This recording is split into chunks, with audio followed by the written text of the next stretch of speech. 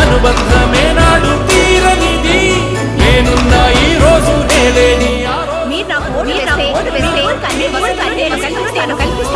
అలాగే గుంపును చూసి రాంబాబు తోట ఎలా ఉందని అడగండి. ఎందుకు అడగండి. నా పేరు రాంబాబు, నాకు కొబ్బరి తోట ఉందని కూడా తెలుసుకున్నారే. మీరేనా మాకు ఎమ్మెల్యేగా రావాలి.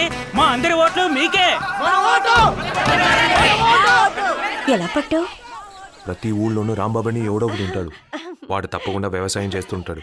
అదే అయ్యో పెద్ద బంగారం చిన్న బంగారం